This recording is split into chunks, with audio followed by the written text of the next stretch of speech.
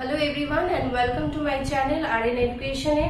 আজকে আবার আমি তোমাদের জন্য আরেকটা নতুন টপিক নিয়ে এসেছি, যেটার সাথে তোমরা অলরেডি এর আগে কিছু ভিডিওর আগে তোমরা পরিচয় পেয়েছো, যেটা হচ্ছে টিচিং মডেল নিয়ে। আমরা এর আগের বারে আলোচনা করেছিলাম যে টিচিং মডেল বলতে কি বোঝায়, টিচিং মডেলের ক্যারেক্টারিস্টিক্স কি বা এর ফান্ডামেন্টাল এলিমেন্টস ক্যারেক্টারিস্টিক্স কি বা এর এলিমেন্টস গুলো কি কি। আজকে আমরা দেখব যে এর আমরা এর বিষয় সম্পর্কে একটু গভীরে আলোচনা করব, যেটা হচ্ছে এটা কিন্তু বেশ ইম্পর্টেন্ট একটা টপিক, যে fundamental elements of teaching model, অর্থাৎ শিক্ষণ মডেলের ক্ষেত্রে কি কি মূল বিষয় বা উপাদান এর সাথে যুক্ত, অর্থাৎ মৌলিক উপাদানগুলো কি, শিক্ষণ মডেলের ক্ষেত্রে মৌলিক উপাদানগুলো কি কি, সেই সম্পর্কে আমরা আজকে জানবো। আসো তাহলে দেখি নি যে টিচিং মডেলের মেইন এলিমেন্টস বা ফান্ডামেন্টাল এলিমেন্টস বলতে আমরা কি বুঝি। আর এই রিলেটেড তোমাদের অবশ্যই এই সম্পর্কিত কোয়েশ্চেন থাকে।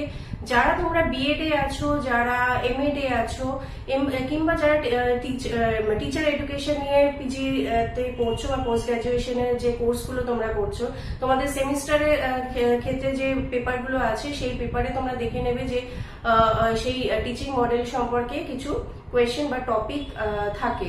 তো আজকে আসো আমরা দেখে নিই যে টিচিং মডেলের ফান্ডামেন্টাল এলিমেন্টস গুলো কি বা মৌলিক উপাদানগুলো কি কি।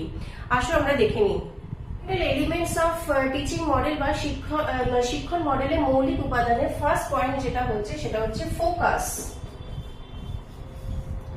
ফোকাস, অর্থাৎ হচ্ছে উদ্দেশ্য।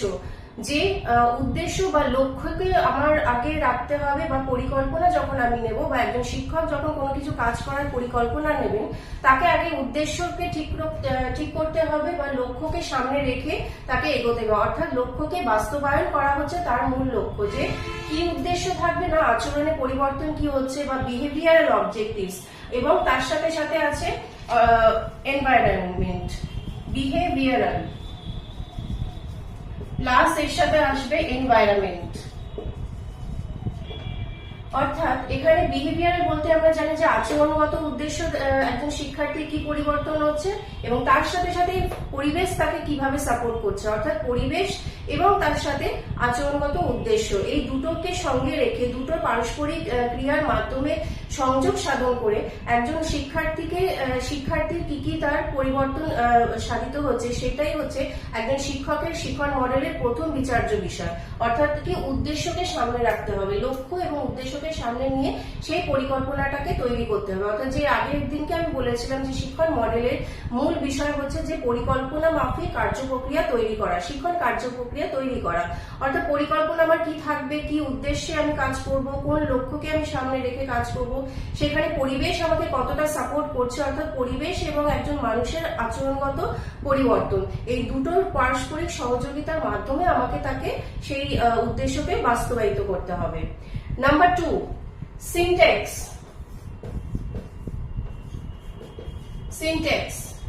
সিনট্যাক্সটা কি না, একজন শিক্ষকের কাজ হচ্ছে তার কার্যপ্রক্রিয়াকে বা কার্যাবলীকে বাস্তবায়িত করতে গেলে কোন কোন বিষয়ের মধ্যে দিয়ে তাকে যেতে হবে। অর্থাৎ কি কি কাজ, কি কি বিষয়কে তার মাথায় রাখতে হবে, কোন পরিকল্পনা তাকে নিতে হবে, কি কি সম্ভাব্য বা উপযুক্ত বিষয় তাকে আগে নিতে হবে।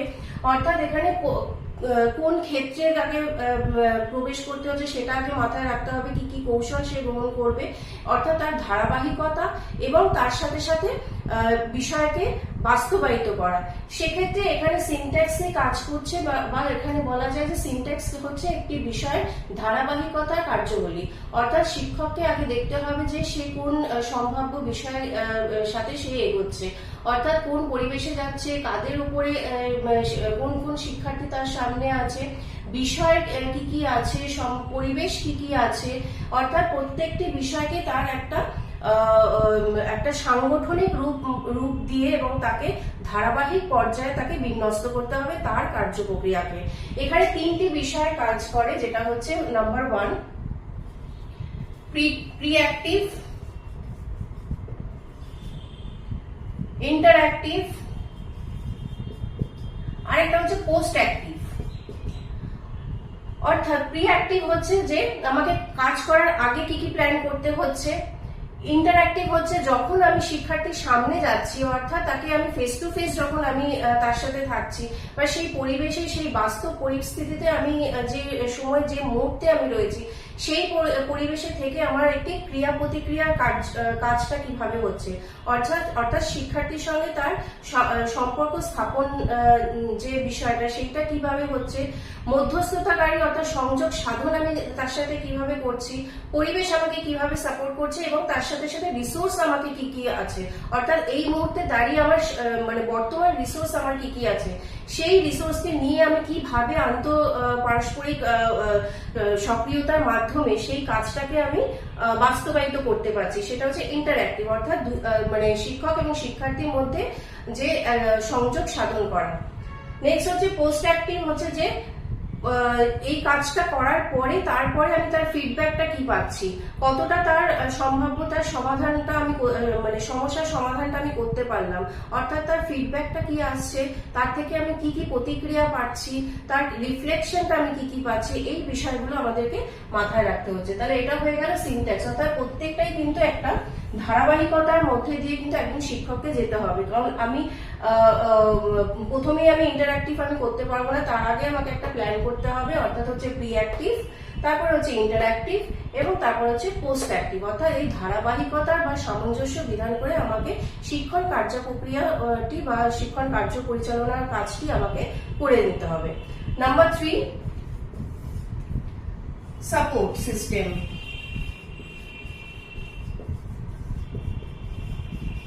সিস্টেমকে আমরা সাপোর্ট সিস্টেম বলতে আমরা কি বুঝি না, একজন শিক্ষক তার শিক্ষণ প্রক্রিয়াকে বা শিক্ষণ কার্যাবলীকে বাস্তবায়িত করতে গেলে বা তার প্রক্রিয়াকে সঠিকভাবে নিয়ে যেতে গেলে তাকে শ্রেণীকক্ষে সাধারণ রিসোর্স বা সম্পদ ছাড়াও তাকে আরো কিছু অ্যাডিশনাল টিচিং এইডস তাকে ইউজ করতে হচ্ছে, অর্থাৎ এখানে টিএলএম বা টিচিং লার্নিং মেটেরিয়াল হোক, সেখানে এক্সট্রা কিছু টিচিং এইডস এর মাধ্যমে তাকে শিক্ষার কাজকে চালিয়ে নিয়ে যাওয়া হচ্ছে। শিক্ষণ পরিকল্পনা এখানে কিভাবে কার্যকরী হচ্ছে, এক্সট্রা কিছু টিচিং এইডস এখানে বিভিন্ন হতে পারে, অডিও ভিজুয়াল এইডস হতে পারে যেটা এভি, অডিও ভিজুয়াল এইডস, শুধু ভিজুয়াল এইডস যেটা হচ্ছে কোনো কিছু প্রজেক্টরের মাধ্যমে কিছু দেখানো, বা কোনো চার্ট হতে পারে, কোনো মডেল হতে পারে, কোনো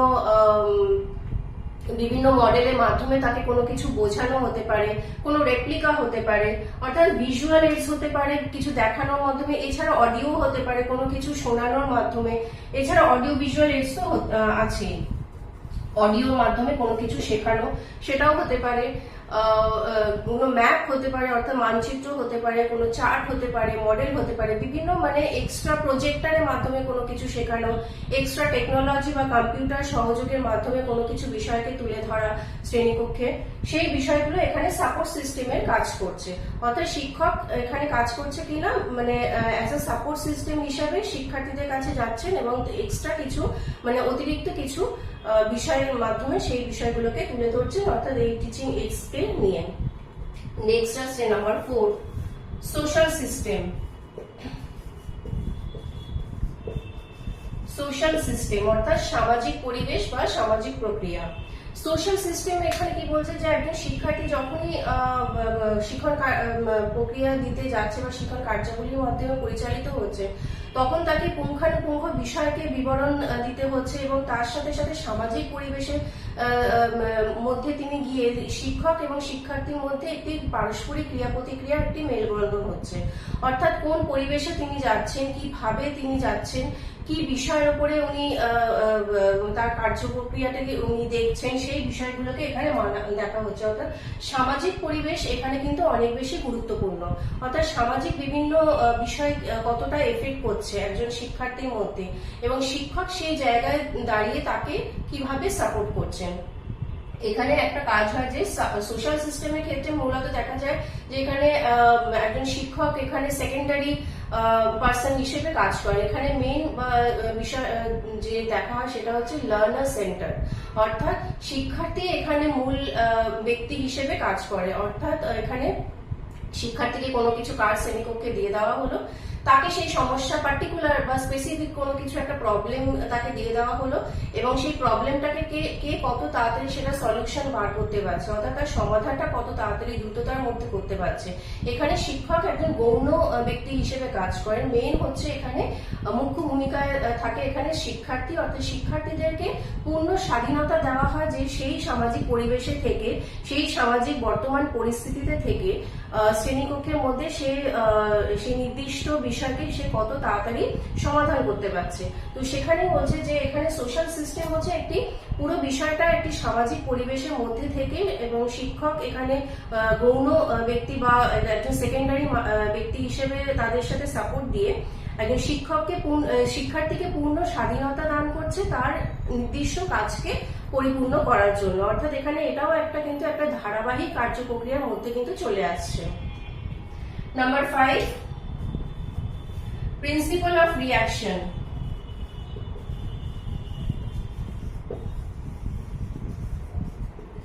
অর্থাৎ প্রতিক্রিয়ার নীতি। প্রিন্সিপাল অফ রিঅ্যাকশন বলছে যে প্রতিক্রিয়ার নীতি, অর্থাৎ এখানে শিক্ষকের কাজ হচ্ছে যে বিষয়গুলো তাদেরকে দেওয়া হলো বা শিক্ষার্থীদের ক্ষেত্রে দেওয়া হলো শ্রেণীকক্ষে, শিক্ষকের কাজ হচ্ছে কোন কোন বিষয়গুলোকে নিয়ে তিনি তার প্রতিক্রিয়া দিচ্ছেন। অর্থাৎ প্রতিক্রিয়ার নীতিটা কি অবস্থায় হচ্ছে, অর্থাৎ তিনি কি খুব অ্যাগ্রেসিভলি সেই শিক্ষার্থীকে খুব বকাঝকা করলেন, নাকি কোনো ভুল হলো সেই ভুলটাকে সঠিকভাবে তিনি শুধরে দিলেন, নাকি সঠিক উপায় অবলম্বন করে তার বিশেষ যে জায়গায় একজন শিক্ষার্থী ভুল করেছে সেই ভুলগুলোকে উনি আইডেন্টিফাই করে তাকে সেইগুলোকে ডিটেক্ট করে সেই বিষয়ের উপরে তাকে সঠিক নির্দেশ দান করলেন বা তাকে সঠিক গাইডেন্স করলেন। অর্থাৎ তার নিজস্ব নীতি নির্ধারণের প্রক্রিয়াটা কি হচ্ছে। প্রতিক্রিয়া নীতি হচ্ছে যে আমার কাছে যে বিষয়গুলো আসলো সেই বিষয়টা থেকে আমি কি প্রতিক্রিয়া দিলাম, অর্থাৎ একজন স্টুডেন্ট টিচারের কাছে কোনো কাজ নিয়ে গেল, সেইটার পরিপ্রেক্ষিতে তার রিয়াকশনটা কি হচ্ছে, সেই খুব ভালো হচ্ছে, সেই ভালো পরিপ্রেক্ষিতে তাকে কি ফল দিচ্ছে বা পুরস্কার নীতি কি দেওয়া হচ্ছে, যেখানে ভুল হচ্ছে সেখানে ভুল বা সঠিক যেটা আসছে সেইটা সম্পর্কে তার সাথে বা পুরো হোল ক্লাসের সাথে সেই বিষয়টাকে নিয়ে সে আলোচনা করছে। অর্থাৎ আলোচনা মাধ্যমে বা কোনো বিষয়কে তুলে ধরে সেই সম্পর্কে একটি সামঞ্জস্যপূর্ণ বিচার বিবেচনা করা, এই বিষয়টাই হচ্ছে যে প্রিন্সিপাল অফ রিঅ্যাকশন। অর্থাৎ একজন শিক্ষকের নীতির প্রতিক্রিয়া কি হচ্ছে, অর্থাৎ প্রতিক্রিয়া দানটা তার কি ভাবে আসছে, পুরস্কার নীতি গ্রহণ করছেন না ভুলটাকে সঠিকভাবে তিনি কোন কোন বিষয়গুলোকে বাছাই করছেন, আইডেন্টিফিকেশন কি করছেন, ভুল ত্রুটি সংশোধনটা কিভাবে করছেন, সেই বিষয়টা হচ্ছে প্রিন্সিপাল অফ রিঅ্যাকশন। এবং লাস্ট হচ্ছে অ্যাপ্লিকেশন কনটেক্সট।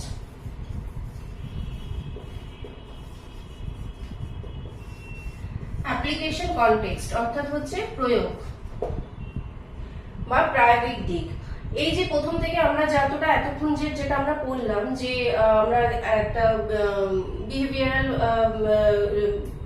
আচরণ অর্থাৎ হচ্ছে বিহেভিয়ারাল একটা চেঞ্জ কতটা আসছে, অবজেক্টিভস কি থাকছে, সোশ্যাল সিস্টেম আমাকে কতটা সাপোর্ট করছে, সিনট্যাক্স মাধ্যমে আমরা যে ধারাবাহিকতা বা পুঙ্খানুপুঙ্খ বিচার বিবেচনার মাধ্যমে যে বিষয়গুলো আমরা পেলাম সেই বিষয়টাকে আলটিমেটলি আমরা কতটা অ্যাপ্লিকেশন করতে পারছি, অর্থাৎ বাস্তবে আমরা সেটাকে কতটা প্রয়োগ করতে পারছি। প্রায়োগিক নীতি অর্থাৎ যে বিষয়গুলো সম্পূর্ণ আমার কাছে এসে দাঁড়ালো সেই বিষয়টাকে আমি ভবিষ্যতে কতটা উপযোগী করে তুলতে পারছি, সেটা কগনিটিভ হতে পারে অর্থাৎ জ্ঞানমূলক হতে পারে, অনুভূতিমূলক হতে পারে, মোটর অ্যাক্টিভ হতে পারে অর্থাৎ মানব সঞ্চালনমূলক প্রতিক্রিয়ার মাধ্যমে সেই বিষয়গুলোকে আমরা কতটা তুলে ধরছি, অর্থাৎ বিষয়গুলোকে আমরা কতটা অ্যাপ্লিকেশন করতে পারছি, যে ভুল বিষয়গুলো আমরা বেরিয়ে চলে সেই ভুলটাকে আমরা কত সহজভাবে আমরা সেটাকে সঠিক করে দ্রুততার সাথে সেটাকে আমরা পুনরায় অ্যাপ্লিকেশন করতে পারছি, বা আরো কিছু নতুন যদি কিছু পদ্ধতি বা নীতি আমার বেরিয়ে থাকে বা কৌশল বেরিয়ে থাকে বা কোনো কিছু প্রিন্সিপাল বেরিয়ে থাকে সেই প্রিন্সিপাল গুলোকে নিয়ে আমি ভবিষ্যতে কিভাবে কাজ করতে পারি, অর্থাৎ সেটা সামাজিক হতে পারে, একজন শিক্ষার্থীর দৈহিক পরিবর্তন হতে পারে, আচরণগত পরিবর্তন হতে পারে, যেটা আমরা সব থেকে প্রথমে যে বলেছি যে বিহেভিয়ারাল অবজেক্টিভস অর্থাৎ লার্নিং অবজেক্টিভস কে বিহেভিয়ারাল অবজেক্টিভসে আমরা কিভাবে সেটাকে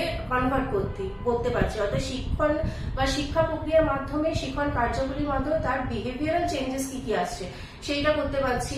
তার সাথে করতে পারছি যে সামাজিক পরিবেশ এবং সোশ্যাল সিস্টেম, যেটা হচ্ছে যে সামাজিক ক্ষেত্রে আমাকে কতটা সাপোর্ট করছে, সেটা আমরা সমাজের উপরে কতটা দিতে পারছি বা সামাজিক পরিবর্তন কতটা আনতে পারছি। এই বিষয়গুলোটাই হচ্ছে যে fundamental elements of teaching model, অর্থাৎ একজন শিক্ষক, এখানে পুরো বিষয়টাই কিন্তু হচ্ছে যে শিক্ষকের ওপরে। এটা অনেকেই ভুল করো, অনেক মানে তোমরা লেখার সময় হয়তো এটা মানে একটু লেখাতে তোমাদের এই হয়ে যায়, কিন্তু পুরো বিষয়টাই কিন্তু তোমরা মাথায় রাখবে, এটা পুরোটাই কিন্তু একজন টিচারের কোয়ালিটির ওপরে কিন্তু বলা হচ্ছে। অর্থাৎ পুরো জিনিসটাই যে হচ্ছে টিচিং মডেল, তার মানে হচ্ছে পুরো বিষয়টাই হচ্ছে যে একজন টিচার কি কি নীতি বা একজন শিক্ষক কি কি নীতি নির্ধারণ করবেন, শিক্ষক কি কি কৌশল গ্রহণ করবেন, কোন কোন বিষয়কে তিনি দেখবেন, কোন বিষয়কে তিনি মাথায় রাখবেন, কোন বিষয়কে তিনি পুঙ্খানুপুঙ্খ বিচার করবেন, এই পুরো বিষয়টাই কিন্তু সেটার উপরেই দাঁড়িয়ে। আশা করছি তোমাদের বিষয়টা সম্পর্কে আমি ইন ডিটেলস তোমাদেরকে বোঝাতে পারলাম। এই রিলেটেড আরো কিছু ছোট ছোট বিষয় আছে, সেটা আমি খুব তাড়াতাড়ি তোমাদের নেক্সট ভিডিওর মধ্যে নিয়ে আসবো। এই সম্পর্কে যদি তোমাদের কোনো কোয়ারিজ থাকে বা ফিডব্যাক থাকে, অবশ্যই আমাকে খুব তাড়াতাড়ি আমাকে জানাবে, তাহলে আমিও বুঝতে পারবো যে তোমাদের আর কি কি কোয়ারিজ রয়েছে এই সম্পর্কে। বিষয়টা যদি স্পষ্ট হয়ে থাকে তোমাদের, আমার মনে হয় এটা তোমাদের নিজেদের নোটস বানাতে বা নিজেদের কোয়েশ্চেন আনসার ক্লিয়ার করতে সুবিধা হবে। সো ভিডিও যদি ভালো লেগে থাকে, ভিডিওকে অবশ্যই একটা লাইক, শেয়ার আর সাবস্ক্রাইব করে দিও। আর নিচে আমাকে কমেন্ট বক্সে জানাবে যে ভিডিও বা এই টপিকটা তোমাদের কতটা বুঝতে সুবিধা হয়েছে, কতটা ভালো লেগেছে। সো ভিডিওকে লাইক করে দিও। So thank you and thanks for watching.